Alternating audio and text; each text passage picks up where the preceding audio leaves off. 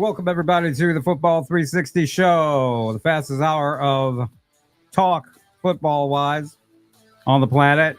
Today it's going to be a little less than an hour, so it'll be even faster than that. I'm JP Rocky. Is Matt Bierman. Matt, how you doing today? Doing great.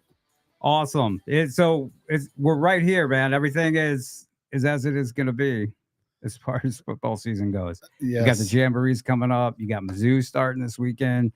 I think maybe I'm wrong. Do you know? I think Eastside kicks off their season this week. Yeah, I think this weekend against Springfield Sacred Heart. Yeah, it was crazy. They start the same week as Missouri in practice, so it's pretty quick. I don't know that everybody is starting games this week. Is a week 0 high school. Week 0. Yeah, I don't know if that's just a special deal or if Well, they've been getting after it for quite some time, so they should be fine. They had a good long summer. Everybody's super ready because really football season, football practice has been going on since May. Yeah, for sure. And in some cases before that, right? And so, Missouri changing the rule for their spring practices. I think a lot of teams have taken advantage of that, and I think a lot of teams definitely take advantage of the summer. So, I think we're still caught in that era where there's still some rub with, getting all the right athletes out there. At some schools, not all schools, but kids should be prepared. Teams should be prepared. Oh yeah. Oh no. Everybody's really prepared. Everybody's been chomping at the bit. I've been going around to practices and looking at it, and everybody's just ready. And what's really fascinating, it's really going to be a fun season because there's been a lot of movement. As far as players go, there's a lot of transfers, a lot of guys on new teams, and a lot of transfers, a lot of movement, a lot of last second movement too. A lot of last second movement. In fact, it's really difficult to pin down because guys are still, they're going to be cleared this week by Misha. If they get cleared, right? But I've heard a lot less eligibility issues this year. And I don't know if it's because it's all clean transfers, if the documentation's better or whatever it might be, but it seems to be there might be a little bit more flexibility with the transfer rules and who fits with some versus others, with certain schools saying no, we're not cool with that. That's the problem is it's not uniform because some schools obviously will check the box for athletic reasons, some schools will not. The number of ADs I've talked to over the years, the vast majority, if the kid's a good kid, not in trouble, not causing issues, they usually don't stand in the way. But I think sometimes if the parents were a real pain in the butt, and there's that option to check the box that it's for athletic reasons, and that definitely sends the transfer process in a different direction. I know there's a young man you just told me about that. I was shocked when you said that they're not going to be eligible this year because of the I have zero reason why. I'm sure they do either.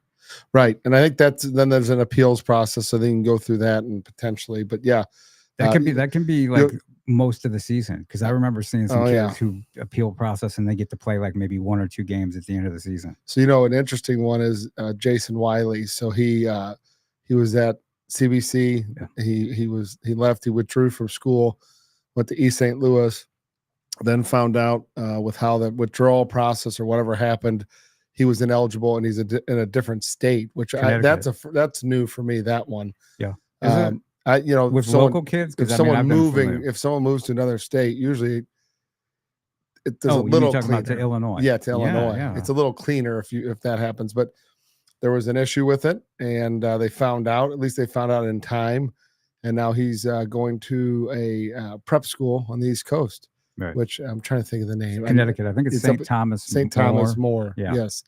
So he just left to go there. So, the unique thing for him, and this is kind of a good topic to talk about, is like he'll be able to reclassify. So he's a class of 2025 guy, but he's technically going to be a 26 if he needs to be. So give him that extra year. So he basically gets an extra 2 years of high school football, which will not affect college eligibility. And with the landscape the way it is that a bad thing being a little bit older, more mature quarterback? Probably not. No. So, I think it's a good opportunity for him. Probably not something he wanted to do. Oh, I'm sure But not. it's nice that option's there, because if not, he's sitting on the sidelines and he's not playing. I mean, just from everything that I gathered from East St. Louis, like I said, from like spring through Hmm. when this happened, he was in the driver's seat as far as being the starter this Yeah. year. So I mean that's huge. And you're talking about a team that's going to compete for another state championship. I Yeah. mean, they are just absolutely loaded. Every time I turn around, there's a new guy that I see at East St. Louis. I'm like, wow, Wow, he's there? and Yeah. yeah, they're right. He's there. They're loaded. I mean, there are guys that I mean, that are going to be they're going to have to wait their turn. Which I is mean, hard to do. It's it hard is to do hard in to do. college. Yeah, It's really hard to do in high school. right. And I think that's where, if you have your opportunity in high school, like to choose the best thing going in, which you don't have all the answers, but you certainly can kind of read the tea leaves. You should have a strategy if football is a major component of what you want to do beyond high school, which again, some kids say they want to do that, but they don't really want to do it. So like, making a huge, transition might be tough, like leaving their friends from middle school and going Right. to a whole new school, like a private school, if they've never been in a private school environment, which that's not an easy transition sometimes. So, but I think it's probably easier going as a freshman than it would be as an older guy. Yeah, I You mean, know, look at. I mean, if you're going to wait your turn, East Side's a good place to wait your turn because right? you'll still get recognized. You'll still get recruited. I mean, look at all the freshmen Correct. who just played JV last year. Got a little bit of cleanup varsity time, but look at all the freshmen at East Side that got offers this So, offseason. and you and I, this is probably a good conversation to have though. Like, as you're looking as a parent for a high school opportunity for your child, whatever your public school is 9 times out of 10 probably a pretty good opportunity for you, depending on if there's a good fit. Like, say your son's a wide receiver and they run the wing T, probably not a great fit. Yeah. Right. If your son is a drop back quarterback pro style guy and they run wing T or an option or run a lot of read based runs, probably not a great idea. But if they're pretty traditional, there's probably a lot of spots for your child to fit in and do well. And if they're doing all the off season stuff, working on that, they're probably gonna be just fine. Yeah. Right. But also, let's just say as a quarterback, ideally, we've seen you're more benefited if you get on the field early as a quarterback. You don't want to be a senior starter. If you're just a first year starter as a junior, it makes it a little harder, right? Because the timelines get shifted. But if you're a sophomore and you start, right? Like the top quarterback in the class of 2028 started as an 8th grader on the varsity and won a state championship in Alabama. So they can play up, I guess. Yeah.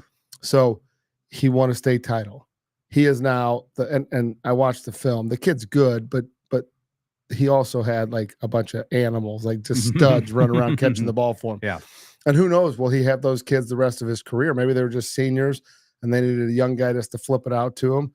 But, playing younger and having decent results, like I always tell kids, like if you're a varsity lineman as a sophomore, you're playing with house money, because if you do well, that's awesome. If you make a few mistakes, well, yeah, you should. You're a sophomore. So I think, if you get the more opportunities you can get younger, so you kind of look at those things for your child, like where's the best fit, but then you also have to take into where are they going to learn the most football, what's the best fit for them academically. All those things come into play. And so I know some people get real sensitive. Public schools get real sensitive about kids going to private schools, but they have to acknowledge sometimes they might not be the best fit for that child and that family. And the vast majority of the kids they're going to be a perfect fit for. So what does it really matter? And so I think it's an individual choice for each family. I think it's an individual choice for the athlete to figure out where they're going to fit in. I also think it's a great idea not to be, bouncing from school to school to school to school, right? I mean, we have kids in our area that are going on their 4th high school in 4 years, right? And it's not all because moves. I've seen kids where that's happened. Some of it's just family stuff that's unavoidable, and the kid has nothing to do with it, right? I've also seen it where it is strictly about sports and they are bouncing from school to school to school. Right. Well, and that that even carries over into college because there was somebody in the area who was at I think 4 different schools, 4 different years, went away to college, very talented player, went away to college after the first year, transfer. So it's like, okay, 5 transfers in 5 years, never really panned out to being the guy that everybody thought. And I think a lot of that had to do with that, just bouncing around. You're not going to get acclimated. You're not going to be focused on what you need to better yourself as a player. And how do you earn trust of a coach if you're, a guy that in the back of their head, they're like, this guy, when it gets tough, leaves. Yeah. Do they want to invest a lot of time, energy, and money into you? Probably not. So, I really think there's a lot to, the strategy going in and being secure with what you made the decision on. Again, there's a lot of variables, so you're not going to be perfect on it. But, take the Gabbert boys as an example. Blaine and Tyler both went to Parkway West. They had solid careers, right? Probably underachieving teams when they were there, right? Solid, some good athletes, but probably did not play to the level that you would expect when you have quarterbacks like that. And I think some of that was probably not a good fit with who they had coaching at that time.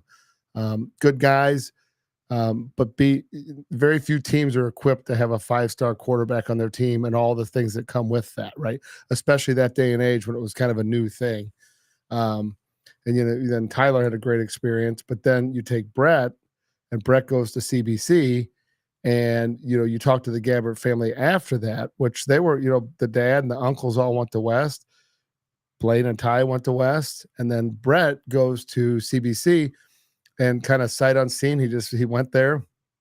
One of the complaints I think was back then is that they the other coaches would talk to them, but CBC didn't say much to him before he got there, and he made his choice. That's where he went. And if you talk to them as a family now, best decision they ever made. Oh, they loved it. Question. They thought it was great. Yep.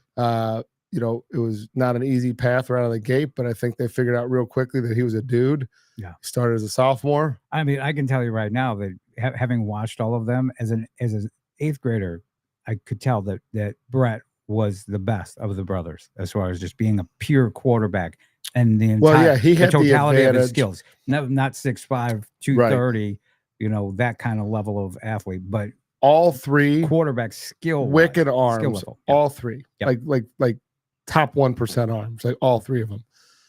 But yeah, the thing is I think Blaine and Ty would tell you about Brett. He's mature beyond his years. Yep. He's Student some of that, game. and those two played a huge part in that. So to think that he wouldn't have that advantage, but I remember one time Tyler coming back from college, and we were up training, and we had a little competition, and it was me, Brett, and Tyler, and Tyler at the end was like, this is such bull crap, whatever, because Brett got to start training earlier, was doing things a lot earlier than those two had. Yeah. But he also had the benefit of watching those two when he was a little kid. So he had that. He had the training side of it. He had the fact that he was just like those two, definitely physiologically, yep. And then psychologically he got that as well. So, but yeah, I think, but each, if they had to do over again, I bet both would still go to West, and I bet if they'd do over again, Brett would still go to CBC. So same family, different schools. They loved it. It all worked out. Yeah.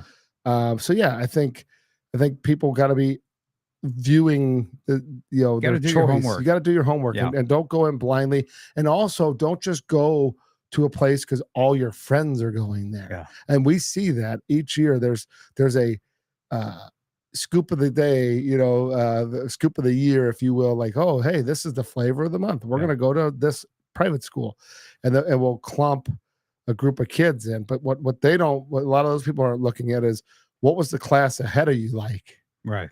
What's the class behind you going to be like? You don't know, but the class ahead of you is really important. If they're stacked and you're stacked, good thing. If you're stacked and they're not, it might not be what you think it's going to be. You need really good classes on top and behind you to keep the pile moving. Right. Yeah. I mean, we're seeing that this year, and one school is really benefiting from everybody going because their friends are going there, and they had a really good 8th grade team, and it's curious to see what how that's going to pan out for them. I mean, some of these 8th grade, some of these freshman classes around the state and region are just unreal. just unbelievable. I see what's coming in, and I mean, DeSmet is just going to be Yeah. unbelievable. I mean, just every little position. You know, they just had their media day and stuff, and got a chance to see a little bit of those guys. And East St. Louis, just unbelievable. Big Jerrion Culbertson just Mhm. messaged me the other day. Hey, I'm Mr. Rock. I want to remind you I'm at East Side right now. Smart move for him. So dig this. East St. Louis has 6'7", 6'8", 356-pound Jerrion Culbertson coming in. 6'6", 305-pound Javel Donnelly coming in. 6'3", 290-pound Jerry Richmond, who I know you know all these guys because Yeah. these guys Oh, yeah. these guys were at the KC Yeah. Varsity Combine that Yeah. you were coaching at, and more. They got. I mean, it's like, so they're gonna be probably about 6'4", 6'5" freshmen offensive line coming in, and these guys can all play. And they got a good freshman quarterback coming in too, right? Yeah, Jadon Wilson coming in, who was on the Junior Flyers, and running back, same thing. I mean, it's just unbelievable. So that's the other thing. Then the transition, though, from having the size is one thing, because we know those guys are going to probably mature right where they need to go because they're already big enough. Yeah. So like that's another topic of like that middle school. We've talked about in the past, like that middle school stud, right? Like animal, the can't miss, and then they fizzle out by the time they're sophomore, junior, right? And you can't miss because they're big and strong. But I remember, and I won't say the guy's name because I think he's still in high school, but was like a can't miss scat back, running back type of guy. And like saw him at the combine, ran fast, but not for what he looked like. Mhm. Right. And then you look and you're like, okay, he's okay. And, you know, like he's battling probably with another guy to split reps and he's good. But, you know, you see the trend where the air is starting to kind of come out. And so those guys, you know, kind of can luckily hold on by the skin of their teeth and get an offer to go to a college, and then they'll figure it out once they get there because they're probably the steam is running out. Whereas other guys are kind of lesser known, and then they're just ascending, and everything keeps getting bigger and better for them. And so, you know, that's where like I think going in and like testing guys ahead of time to see where they're at, and then charting where they're heading, because you see a guy start to plateau pretty quickly, then you can help manage those expectations for them as well. Because as much as we care about like the mental side, the physical side is a gigantic component of how people match at certain levels. Like it's just how it works. The higher it goes, the more freakish the athlete they are. Yes, there's a level of professionalism. There's a level of, you know, learning the game and execution. But if you don't have the physical tools, right, or you have like a savant level brain, right, which is more than just running fast. Correct. As you mentioned, people equate speed with well, this guy's this. I mean, I see it all the time for years and years and years. Fast does not equal high level football play. Explosiveness, right? There's a lot. The ability to change direction. Yes. The ability to see things, right? Like how fast does your brain work with your body? Yeah. All those things come into play. But all that also has to combine with understanding and being able to execute the position you play. Correct. In football. Because I've seen some really good athletes, and man, it's like it's just not clicking. They don't get it. Listen, they don't get it. You watch quarterbacks. Great. I mean, it's easiest one to talk about. Well, receiver's great. You can see a guy run really fast, but if he can't run great routes or he can't catch, pretty easy to see. But quarterbacks, there's a warm-up quarterback where you're like, oh, damn, like that's unbelievable. Like we talked about Garrett Gilbert, like very deceiving. From what I've been told, the greatest warm-up quarterback you would ever see. Like just absolutely, the other teams have fold up shop and walk away because like we got to play him. Yeah. And then decision making is not as good. So Garrett's a guy who was at multiple schools. Yeah. Yep. Actually, oddly enough, he derailed the career of one of our quarterbacks, Stephen Kaiser. Really? Was the heir apparent at SMU, and then they brought him in, and June Jones said, "Hey, look, we're going to start him. He's a Texas kid. Like he just transferred from University of Texas. We got to start him." Kind of a legend down there. And his dad was a high school coach. I mean, there's a whole, and June Jones was very honest with Stephen and politics. Said, "Hey, you stick around, you'll be the guy next year. If not, I'll help you go somewhere else." So, but yeah, I think quarterback is a great way to look at it, because if they're a great athlete and can throw the ball, but they can't read and they can't see what the patterns look like, right? Um, it's very difficult for them to progress in the game, right? And so, like, we spent with our quarterbacks all off season, a good number of them just working on, reading defenses, the strategy of defense, how you break down a defense, where the ball is supposed to go against certain coverages or certain levels of coverage. Um, and it makes a huge difference. So, because because once you get out there, the balls start flying, your brain has to be able to click through it fast and see what it's supposed to see versus get distracted by shiny things. And so that same thing with pass protection for offensive linemen, same things with defensive linemen and linebackers and defensive backs, like interpreting what the offense is doing and reading reads and keys. But I think, being an athlete just gets you in the door, and there is a certain barrier that you have to, a certain bandwidth Right. you have to be within. And you right? can reach a high level of success on the high school level being a superior athlete, Yes, but it won't necessarily take you to the college. correct. Doesn't Yeah. translate. That's the thing, is like in high school, you could be a subpar athlete and a really try hard guy and have a hell of a high school career. Yep. Where you bonk out is that you don't, if you're not the athlete, then at some point that try hard gets overcome by run hard, right? Right, Like yeah, guys that are yeah, actually running yeah. a lot faster. Yeah. So, but then when you get to that next level, everybody's a great athlete. So if you don't have that try hard and that ability to adapt and learn, you're dead in the water. Right. And this is where you'd see like guys who'll run for 3,000 yards a season, and people are like, well, how come Mizzou's not recruiting him? Well, there's a lot that goes into explaining why. Yeah. I mean, 3,000 yards on that level against that competition, And he's getting caught from behind. Right. I mean, he's getting a lot of yards, but there's a lot that goes into So there was a running back in the St. Louis metro area last maybe 2 years ago. And you go watch, and great running backs were just really good. 40 time, not great, right? Mhm. Not great. And but he got a lot of yards, but he never broke to the open field, could not run away from anybody. Yeah. The reason why he gets so many yards is he was so low, he would lean and finish his run, so you get an extra 2, 3, 4, 5 yards. Yards after contact. Yeah, and he's just, because he was so low and he'd lean. Well, the problem is like that just does not work at the next level, right? And once schools started figuring out, like, oh crap, he's not as fast as we thought he was, and he's not as big as we thought he was, you just watched a one level pull away, and then the next level got him. Yeah. Right. Because the top level isn't going to mess with that. Right. And so it's just the way it works. And so that doesn't mean you're a bad football player. It just means that's just not a good fit for you. Right.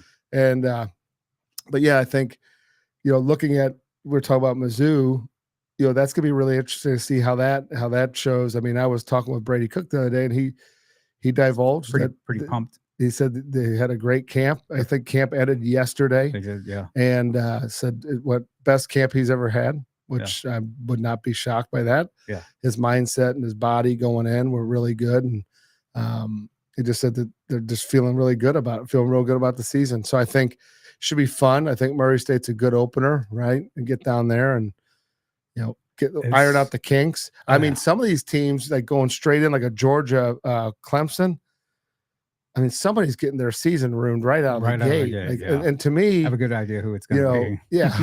But I think a good idea is like, hey, let's play somebody like Mizzou's doing. You gotta, it's not the NFL. You don't get a preseason, but every game counts just as much. Yeah. I would argue it actually, the NFL gets preseason, and the regular season's important, but one loss doesn't kill you.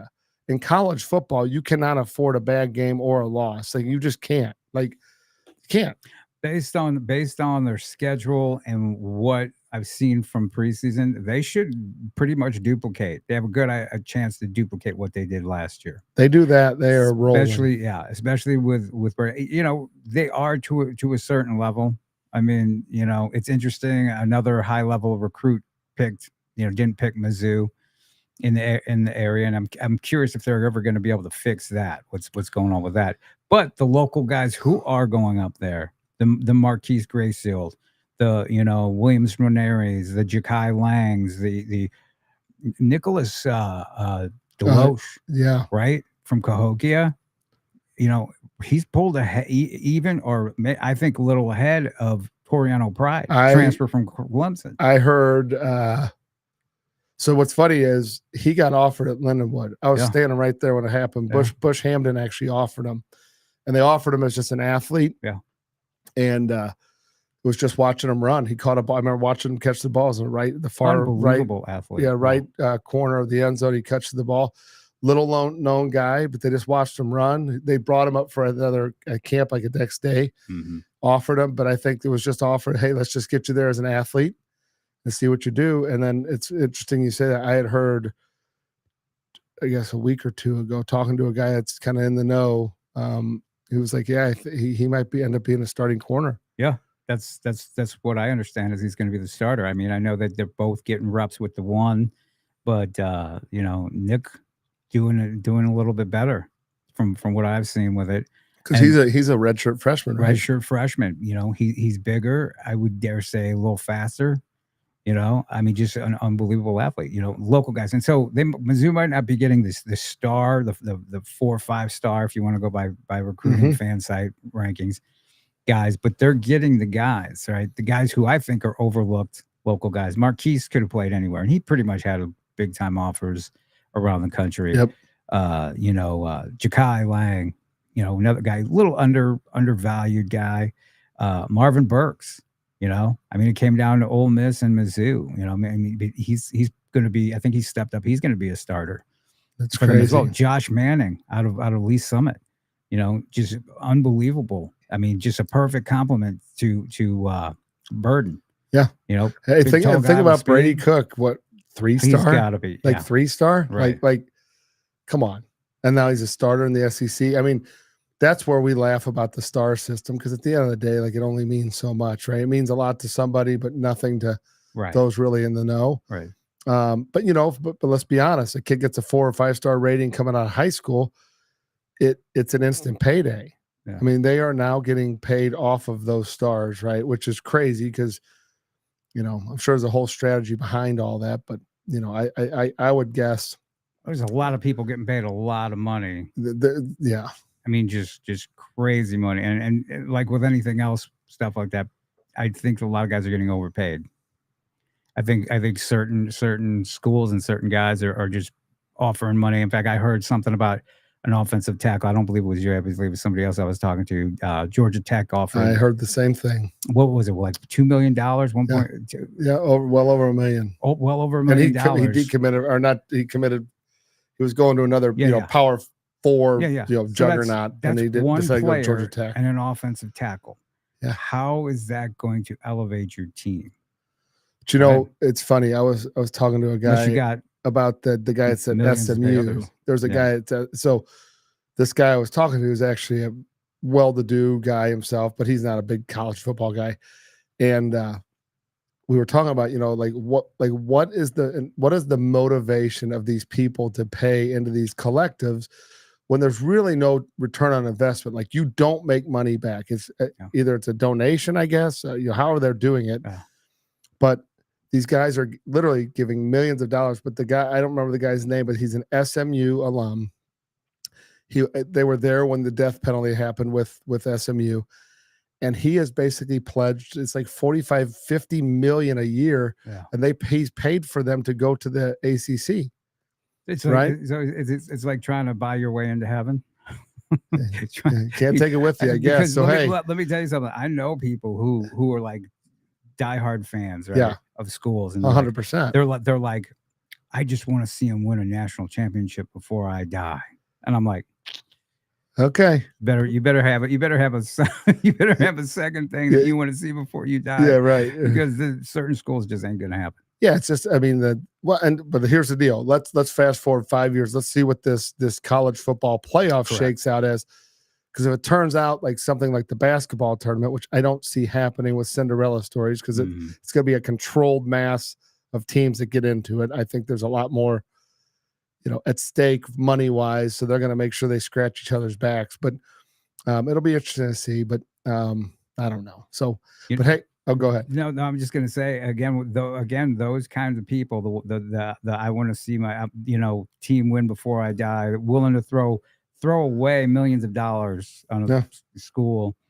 Those same people don't want to admit that it's pro football and becoming more and more pro Oh, yeah. football. I mean, They they're funding it. Right, but they're just fanatics, and they want to think of what's going on now as old school college football. Oh, bull crap. It is. It ain't. It's the game has changed. I had two interesting conversations this week. One was with somebody who just didn't want to admit that it wasn't the college football of old, right? And the other one was a Mizzou fan who was trying to tell me, well, Brady Cook better do a better job of seeing the field this year.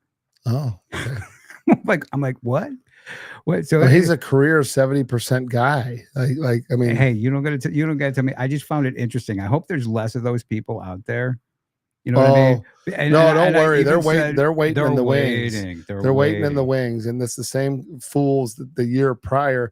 When you looked at like the year before last, like I kept saying to people, compare his stats with Drew Lock's at the same time. He's ahead of him. Like it's they don't compare it. And they had a good view of Drew and like they should have. But it's when they want to dump the hate and all that stuff like we talked about last week. I mean, look, I train quarterbacks. I got a quarterback that lives in my house. I mean, the hate is for quarterbacks it's very easy. I'm just pointing out the diehards, like I want to see him when I die. Brady better. It's like they're come on. There's very little based in reality with wanting to see their team win. Right. Well, it's just, and so that's get yourself ready. I just want to see my team be competitive, right? And knowing that, like there's an opportunity with this new playoff that if you get in, you never know what happens, right? But at the same time, it's kind of like Missouri State high school football.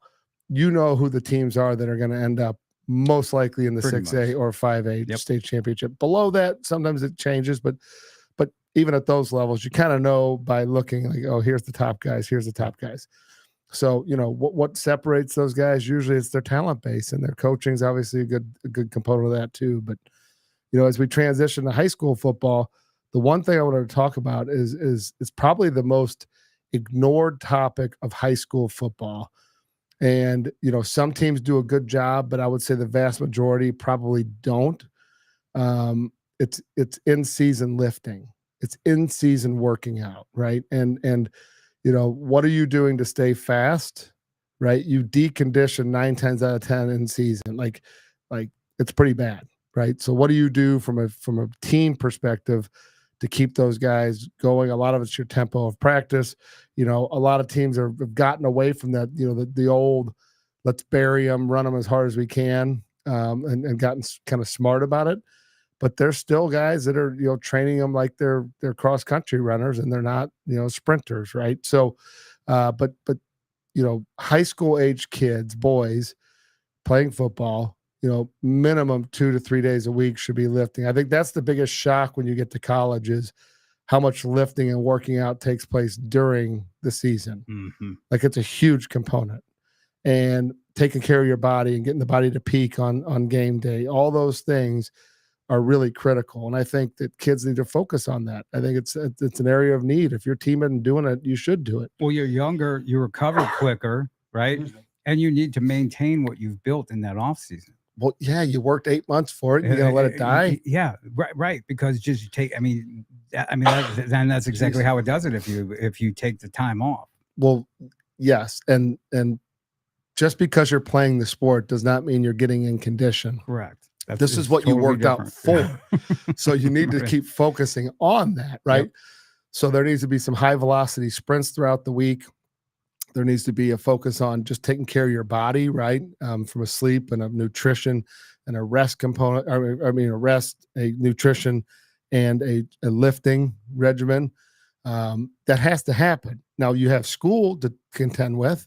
So it goes back to how you prioritize your time, right? How you prioritize your body and your mind. All those things you know, if you think you're going to do this at the next level, yes, they kind of have it spelled out for you in college, but in high school, if lifting is not something you do in season, or you're not doing your sprint work in season, then you're not going to finish the way you want, right? Right. You're not. So if your team does lift, take it serious. Don't jerk around, because I know I've been around plenty of in-season lifts, and it's more like fun time, hanging out. you know, in there screwing out with your friends and you know, just kind of getting it in. If you're in high school and you have a weightlifting class, then take that as that time to do it. Make sure you're doing things that are going to be proactive for you, though, like for your body. I'll be trying to do a whole bunch of heavy weight and all that. It's all about movement. It's all about explosiveness. It's all about, you know, making the body, you know, connected and balanced, right? So you really should be focusing on those things. And I think a lot of kids just will not spend that time. And you're putting yourself, why you want to do it is you want to make sure you don't get injured. That was right. You want to make sure point, you finish stronger than you started. Yeah, you want to make sure that you leave nothing on the table, right? And it's the same thing with why we do in-season skill development, right? We do private training, we have our small group training. It's a smaller number of kids that come in the off or during the season than the off season. But I can tell you this: the kids that come in, their names are getting called at the end of the year. It's the kids that finish better than the other kids because they are focused on their skill sets. Be realistic. How much time do you spend in your practice working on skills? I mean, you're at practice all the time. Most of it's synchronization and choreography. Yeah, there's a lot of just listen, unnecessary. I train quarterbacks for a living. Okay. If you came and watched a practice for my youth team that I coach, right? And I have guys on my staff that literally train athletes.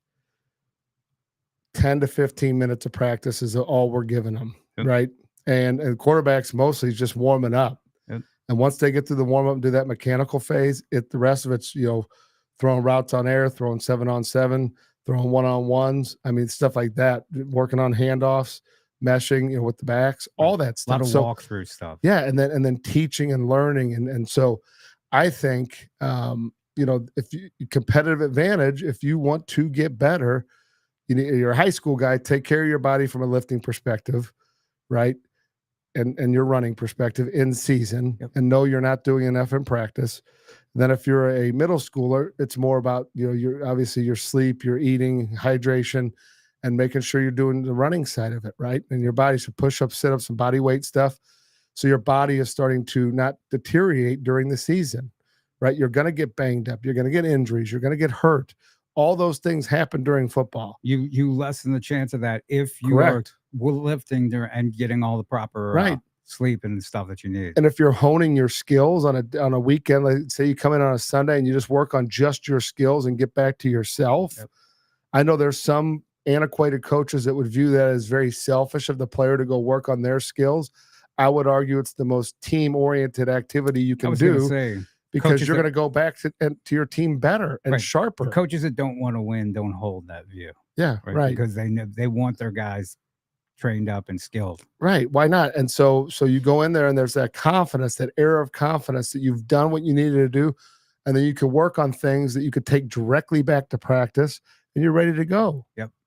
Absolutely. A little bit short and show this week. Jamborees come up. You go to any jamborees or anything going on? I think I'll probably bounce around this weekend and then, that's see what's going on. That's it. And then the following week, It's on. That's it. All right. Well, abbreviated show today. I got to get out of here. Football related stuff, so it's okay. Right? Yeah, football abound. Football abound. It's nonstop. This is why, like in July, I kind of like took a lot of time off. Yeah, had to regroup because it's on between now and next summer, next July. Yeah, I know. So, all right. Very little break. Yep. So we will talk to you soon. Where can everybody reach you? EliteFootballAcademy.net online, and then Elite Football on X and Elite Football Academy on Instagram. Yep. JP Rock MO on X and JP Rock Scout U on Instagram. Everybody stay safe. We'll see you out there on the field. A lot of big stuff going on. Everybody have a good time, and we will talk to you next week. See ya.